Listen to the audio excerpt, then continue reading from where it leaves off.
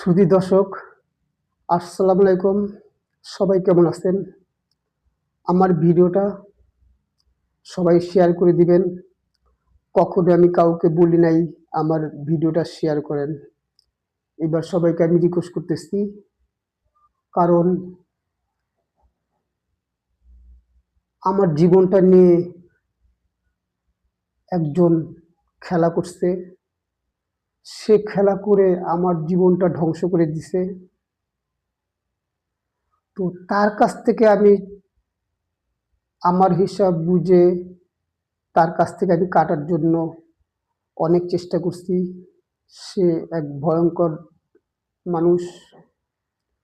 তো আমি দুর্নীতি দমন কমিশনে তার নামে অভিযোগ দিছি।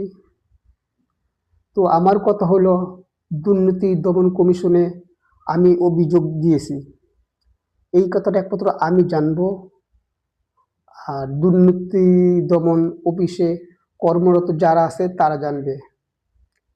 এই কথাটা যাকে আমি যে অভিযোগ দিছি সেই অভিযোগের ছবি, যার নামে অভিযোগ দিছি, সে আমাকে দেখাইছে এবং আমাকে অনেক হুমকি দেওয়া হয়েছে।